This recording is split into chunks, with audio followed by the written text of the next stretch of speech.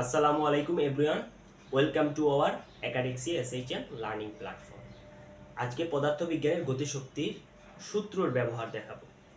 আচ্ছা, এখানে দেখো একটি প্রশ্ন দেওয়া আছে, একটি বস্তু 10 মিটার পার সেকেন্ড বেগে 10 তলা ভবনের ছাদ থেকে ভূমিতে পড়লো। বস্তুটির ভর 10 কেজি হলে গতিশক্তি নির্ণয় করো। আচ্ছা, আমরা জানি কি কাইনেটিক এনার্জি, তাহলে উই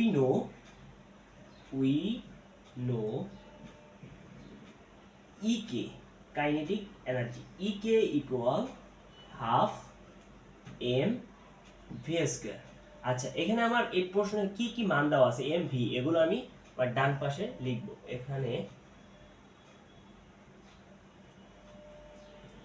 এম ইকুয়াল ভর, ভর দেওয়া আছে কত 10 কেজি। আচ্ছা, আর কি দেওয়া আছে আমার সূত্র করতে হলে বেগ ভি, তাহলে ভি কত দেওয়া আছে, একটি বস্তু 10 মিটার পার সেকেন্ড বেগে, তাহলে বেগ ভি ইকুয়াল বেগ ইকুয়াল কত দেওয়া আছে 10 metre per second.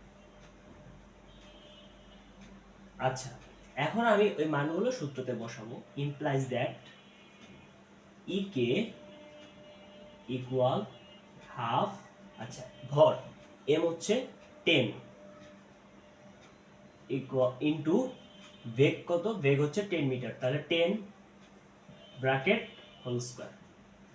Implies that EK equal, আচ্ছা এখানে হাফ ইনটু 10 ইনটু 10 রে স্কয়ার করলে হচ্ছে 100।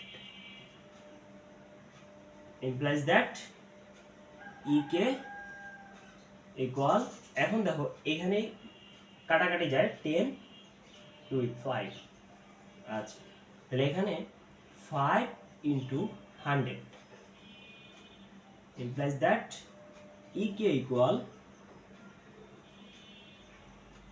ইনটু করলে 500। আচ্ছা, এখন এটার একক হচ্ছে কিলো জুল।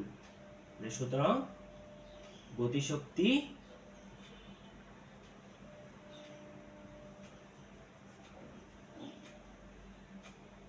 ইকে ইকুয়াল 500 কিলো জুল। আশা করি সবাই বুঝতে পেরেছো।